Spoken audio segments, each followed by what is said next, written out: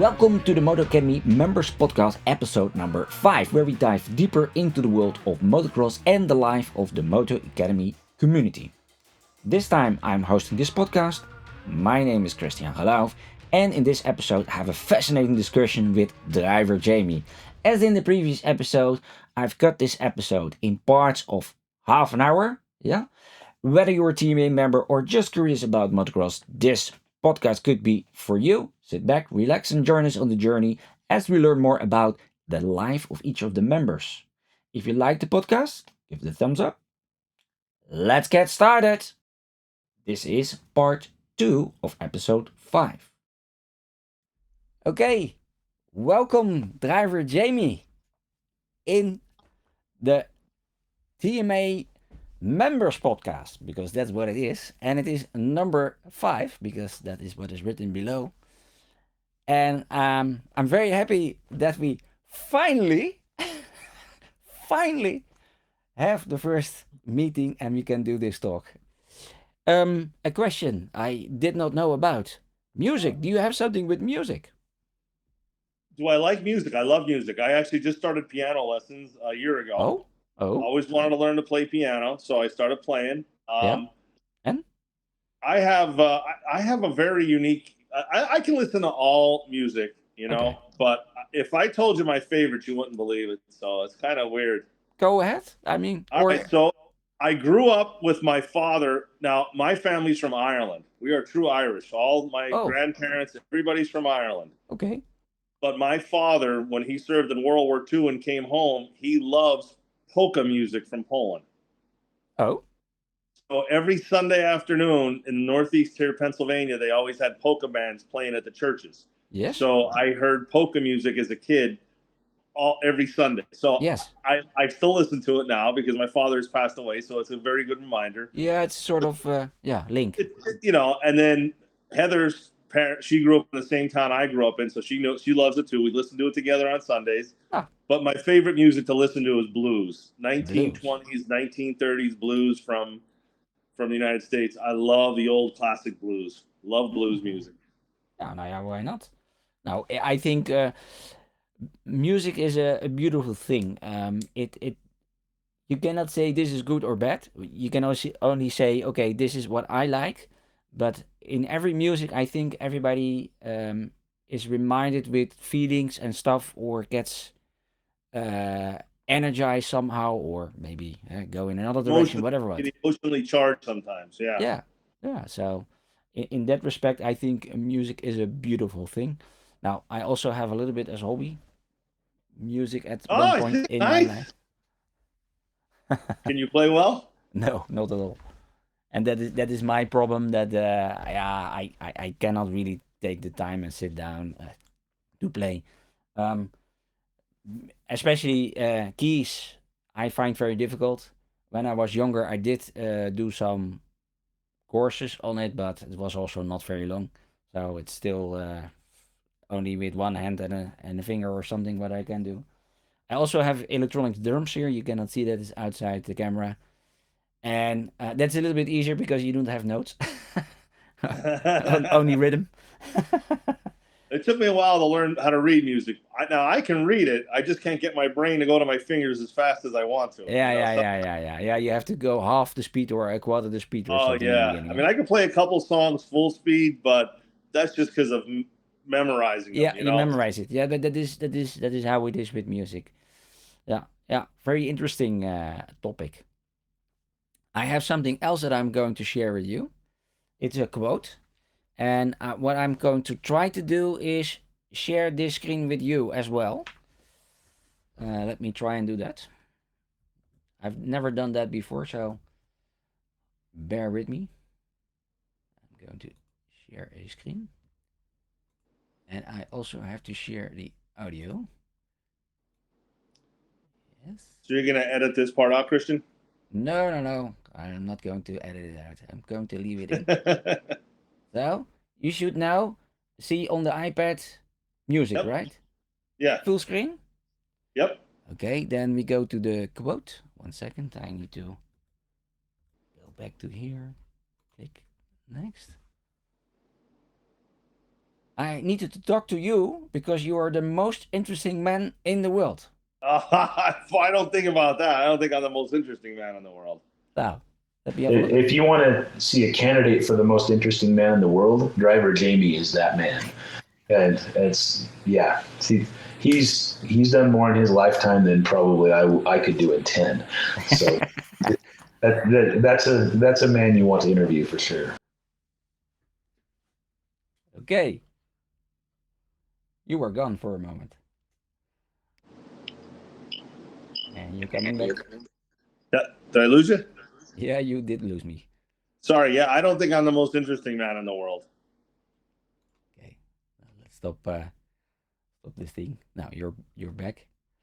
Well, that's what at the end I always ask, so who should I interview next? And now the real GP said, well, that's driver Jamie. He's the most interesting man in the world.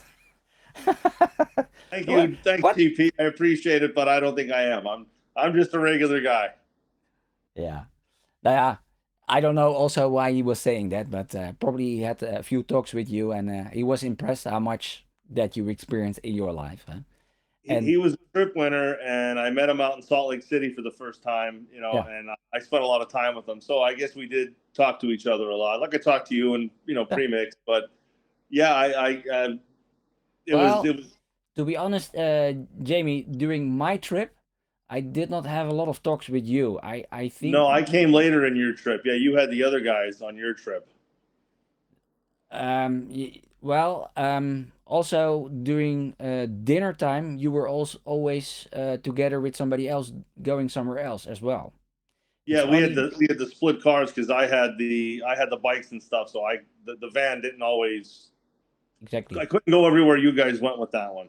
Exactly. So that was also happening. So we did not have really a long talks, but that doesn't matter. I mean, too many input already. Yeah, for me at least, that is a little bit how I experienced it. I also said that to AJ, like, wow, you get so many people around you and so many inputs and questions, and yep. it's a sort of roller coaster. If you were the trip winner, at least that is how it felt to me, at least. But it's good that it was fun. Now, but already at the start, you were explaining a few things, and the photo that I took of you. So there's a lot of story behind you, but you were not aware of it that it is there. Huh? But I guess we will I'm figure not aware it out. Yeah. Okay. Let me click here and then click there. Yes. This is the transition to the motocross questions. So let me start with the first question. It's a long question. I will ask it slowly. When and what was the origin for the love of motocross? That's easy. That's easy. Okay. So I was in second grade. Second grade. Second or third grade. I think it was second grade. What is then your age? Second grade, if you say. I was about 7 or 8 years old, right when So that gentleman who taught me about motorcycles. So what had happened was I had a mini bike as a kid, just a little like grass cutter bike I'd drive around the yard. Yeah. And I didn't know anything about motocross, but I would ride it all the time, you know. And I remember then the bicycles, the BMX. We always would. Well, me and my buddies would all in Northeast Pennsylvania. I live by the coal mines and the strip-ins where I grew up. So there was lots of jumps and bounces and stuff to go over. So me and my friends always used to ride our bikes. Yeah. Well, the one day in school, one of the older kids left a magazine that he was going to throw away in the garbage, and it was called Motorcross Action. And I picked it up. And I'll never forget that. I was in lunch. I didn't even eat my meal. I just kept paging through it and paging through it and paging through it. I kept that magazine. I still have it to this day, but I kept it and I brought it to school every single day the rest of that year. I loved when I'd come home. I would read about the history of like Roger DeCoster. I loved motocross since easily 8 years old. Easily, maybe even a little bit younger, because I liked my mini bike, but I didn't know what motocross was. But then once I realized what motocross was, Yeah. My paper route money. I bought a magazine every month. I bought Motocross Action, Dirt Bike, and there was an old one called Moto Cross, and I would buy it, and I would read about Jeff Ward, David Bailey, Ricky Johnson, Brock Glover, Mark Barnett. I mean, and then George Jobay. I can pretty much name almost everyone. Like I follow, like Mikel Pichon, you name it. I watched it. I read about MXGP. I remember. I love it. And then even as I got older, I got into MotoGP. Like I have loved motorcycles from such a young age, and motocross. Oh man, if I can go back to the '80s, they were my favorite years of life. Loved the '80s motocross. Okay. Yeah, no, yeah.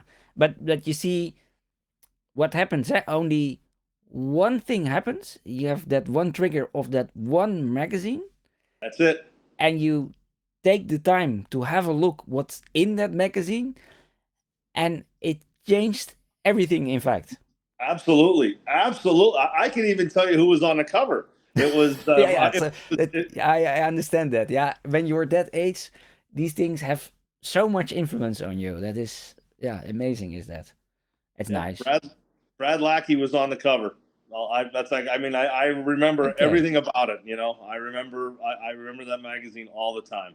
Yeah, because you read it several times in the beginning. Yeah, it's the only thing that you had. I must have read it 100 times. Yeah. I even read the advertisements. How to get free stickers in the back. I sent them out. I did everything. Yeah, nice. Hey, I think you answered the next question, but I'm not 100% sure there.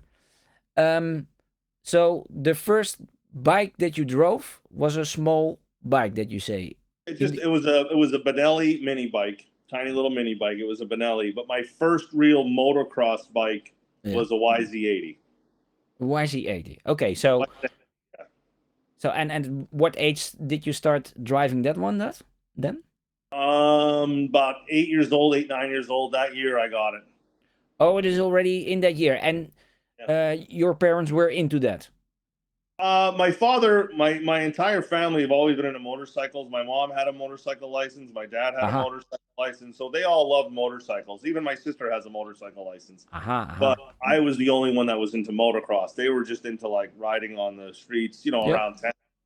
I was the one that when I got my dirt bike, I would leave at probably 8 in the morning in the summer when the school was out, and I would come home at 9 at night. I would stop for gas every once in a while. That was it. I rode that bike nonstop.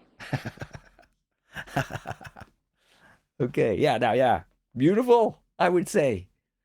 No, I loved it. I even like the coal mines. I know they're black and dirty, but I loved being out there. That was just a part of my childhood, riding my dirt bikes out there. Yeah, of course. So there was also space to drive it over there. Oh, thousands of acres. Thousands. It's like going in the desert. It's like riding Glamis, but just picture Glamis as black instead of tan. And is it then like a hole in the ground or something, or how do I?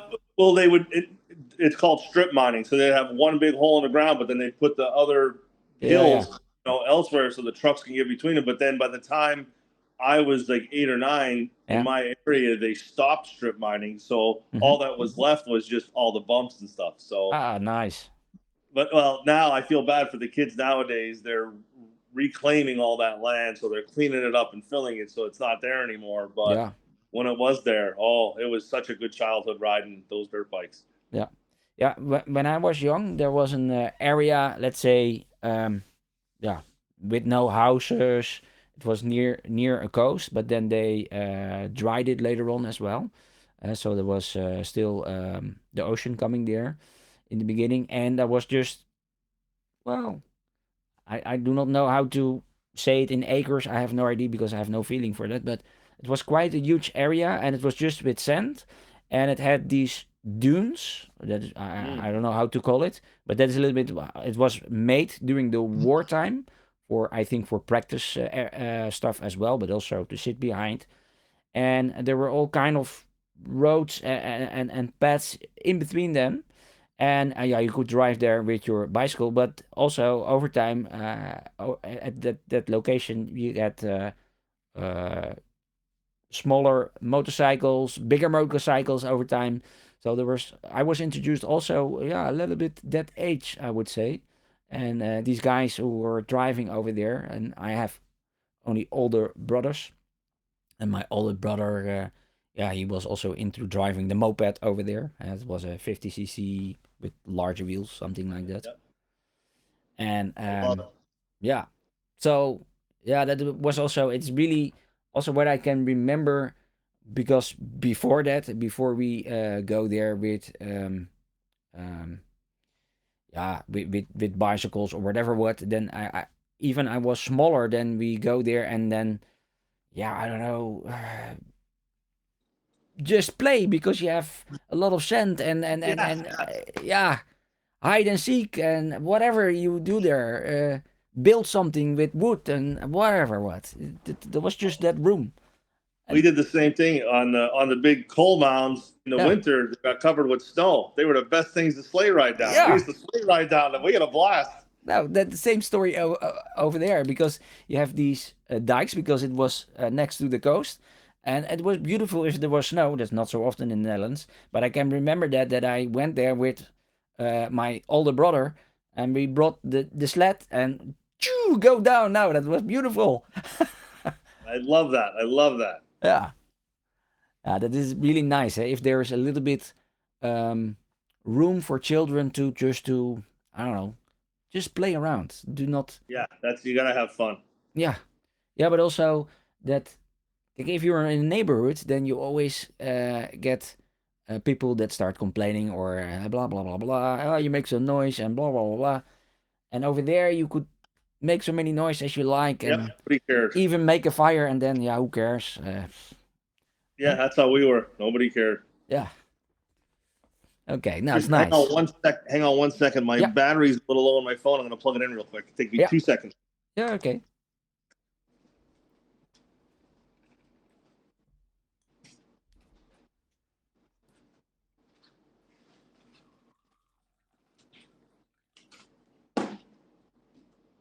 We're already chatting for an hour.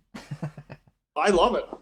I love it. I just don't want to. I don't want the phone to die, and then this will just give me 2 seconds to plug in, and we can continue. Yep. You're back. No.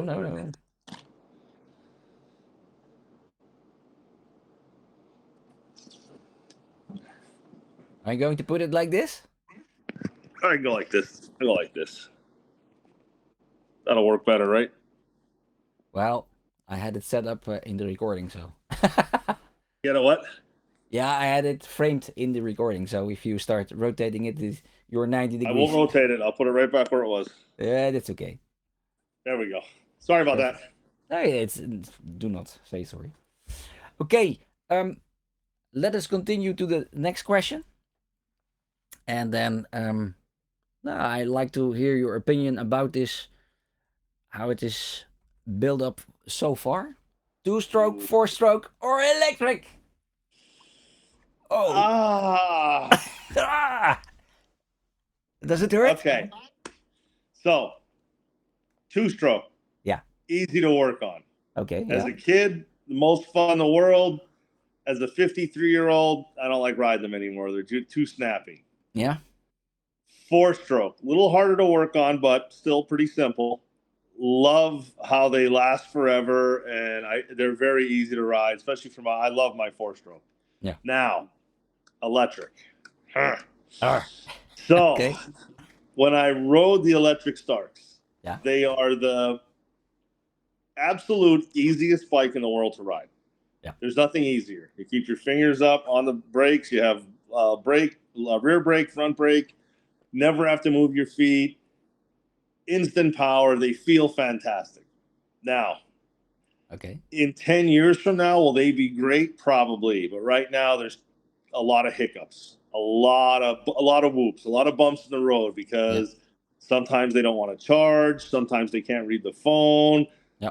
If you are in deep sand, or like where you and I grew up, you'll go through the battery in half an hour. I was just at a class with someone in Field of Dreams, and it's a sandy track, and he brought his Stark. The Stark was done in an hour. The sand was so deep that the Stark, and he had it 100% when he started, and he was done in an hour, and for me, that's a problem. Do I like how easy it is to ride? Yeah, it's a nice little play bike around the property. But when I go to a track, I'm bringing a 4-stroke every time. Yeah. Yeah. Yeah. I bought a Stark, of course. And you bought your Stark? Yeah, I bought a Stark. And how do you like it? Well, I did not post anything about it yet because I still have all the footage of last year that I need to edit. But yeah, I do like it a lot.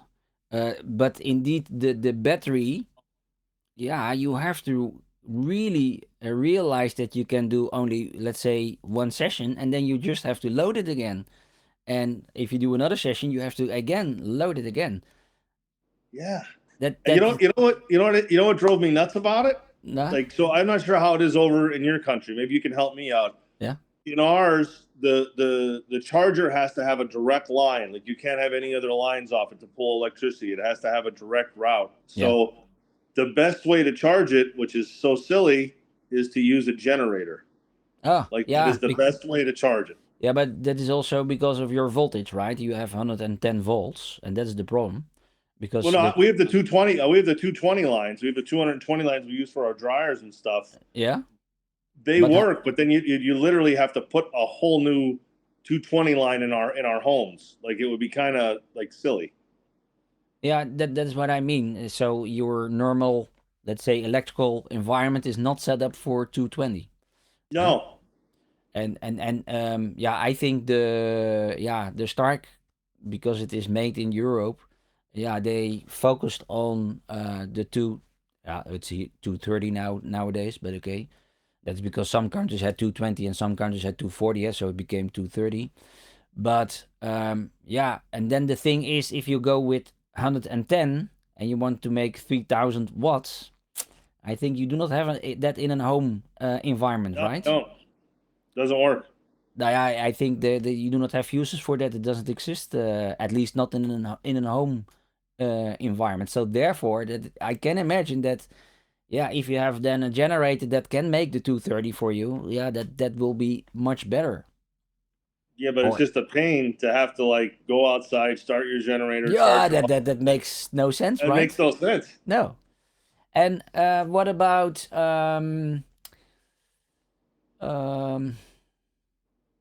I don't know how common it is in your region already, that we have,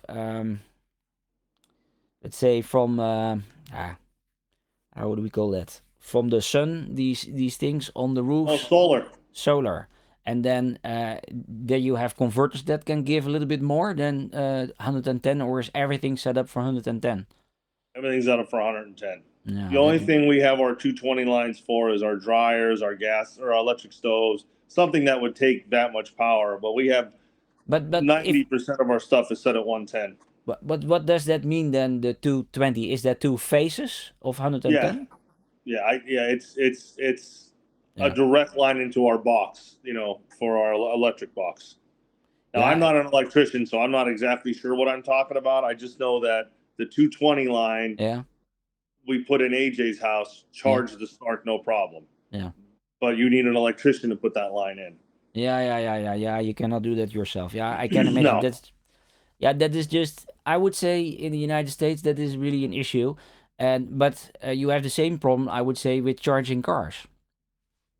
Yeah, they have to put charging stations in.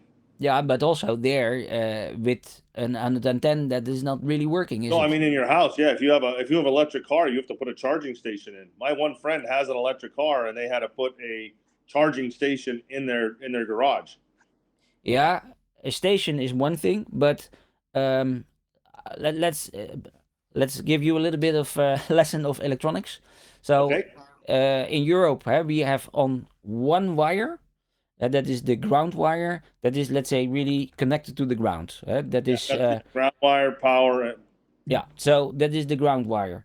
And then there's 3 wires that is then from the power station going over these wires that you see in the field or something. And then and the transformer, they transform it back to a lower voltage. And finally at the house, there's also in a neighborhood a transformer going one step down again. And then 1, 2, 3 times there is 230 on that. And that still that ground. And if we would measure between this, we have 230. And if I measure there, I also have 230. But if I measure between two of these, I get more. Yeah, and if you use all three, that you use that, for instance, in big powers like an oven or something like that, or an electronic stove, whatever what you say, then we call that 400-volt three-phase. We call that. Okay, great. Yeah. Yeah. I heard the term. I'm just not familiar with it with the phases. I'm not. Yeah. I'm Okay. not That is because that's not in your thing, but you can maybe imagine if you have a device that's rotating and a dynamo that is you can put one coil in with two wires coming out, but you can also put a wire a little bit twisted or rotated, and then again two wires, and two of the wires you connect, and you do that one more time. So every time 120 degrees, and that's a little bit how that works. And then you can get much more power, huh? Because if one phase is going up, the other is going down, so the difference is much more, right? So in that way, you can create much more power. I think in cars, maybe you are not aware of that, maybe you're aware, that they also often have multi phases in the generator, yeah, in the car for the electrics. And that's just for the power. Yeah. Yeah, because if they would make it a single phase, that's not handy, because a lot of things in the car is DC, and we need a lot of current in the car because you have a low voltage. So they always work with multiple phase generators. Yep. So in cars that's normal. The only thing is that a car generator is immediately rectified. They call that, and then it means DC comes out, not AC. You do not use the AC in a car. It's not relevant. A little bit unhandy in the United States then, I would say, for loading your Stark. Well, I think on the 110, and if you convert it up, you can do a little bit. You need a sort of transformer, but still, I think you have a 10 amp fuse on your line. 10, 15, 20, 30. Yeah, we have a few different ones. Yeah, you have 30 as well. Oh yeah, I have them in my camper, my RV. They have 30 amp fuses. Wow, that's quite big, because that is then, let's say 3,300 watts. So that if you would be able to convert it up, but nobody has that, an up converter, of course, because you need let's use transformer or something. Yeah. Yeah, then you could make it into 220, and that would work. But it's all silly, because the thing that is below your charger, it converts AC into DC again. DC, yes, that I know. Yeah, I think what they should do is just change that converter box into something that can also handle 110 volts. I mean, if you say you have houses with 30 amps in there, then I would say, well, it's 3,000 watts. It's almost the max that it can do, because over here I can do max 3,300 watts. So that would be also possible with a 30 amp fuse. In theory, yeah? You always need a little bit more, but yeah. Yeah, okay. I also asked you about the generator, if you can remember via the app. So what you were using. I could not get that Stanley one that you showed, but that's the one we're using. Yeah, I bought because for me it's also the first time that I bought this bike. I did not buy a very expensive one. I think it's €1,000. It's about dollars as well. But mine is 5,400 kVA. So it's more than enough that I can just run it full power, so to say. And I thought, well, let's do a little bit extra, so to say. So there's something, headroom, because that thing, if that's running full power all the time, he's also not happy, of course. And my experience is that every time when I ride, I just charge it, and full charge also. So 3,300 watts. Because and how long does yours last? Yeah, I did not try it myself, but I always say I do sessions of 15 to 20 minutes. Okay. And if I do a session of 20 minutes, I think I drain 35-40%, something like that.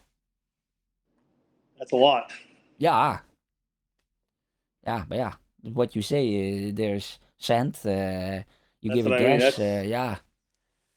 So I love the way the Stark feels. I do. I love the way it feels when you're riding. So I'm sure you do too. Yeah.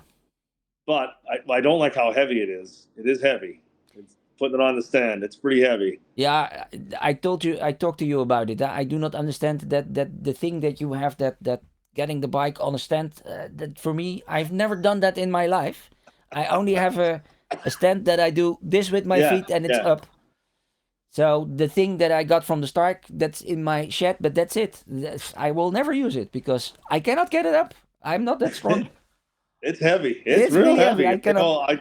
I put them up and down all the time, but no, I don't. So I do love the way the Stark rides. I would like to see an electric bike in, say, 3 to 5 years. Yeah. Maybe if Honda comes out with one, I heard they're having one. Yeah. I would like to see, you know, how when something comes out, it needs time to, you know, elevate and get better. So I'm hoping they figure out the charging a little bit better. Because I mean, like, we're all, not even just in America, but I'm sure yourself, you know, like with your phones, just plug it in and it's good to go. You don't have to worry about, you know, I'd like to get to a point where these bikes can just be plugged into a 110, whatever is accessible in whatever country. And, exactly. You know, it shouldn't be that difficult. No, yeah, indeed. If you look at the chargeable phones, they also solve that over there.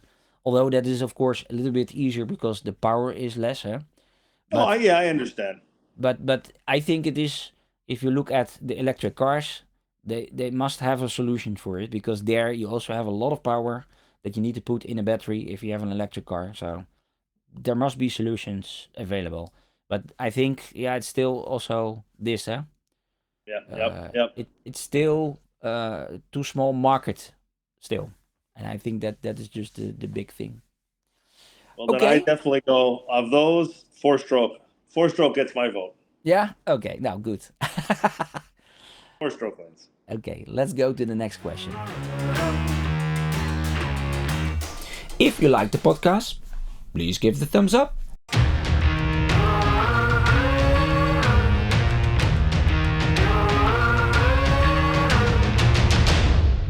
Thank you for listening to this podcast. If you like this part, please stick around while YouTube will link you automatically to the next part of this episode.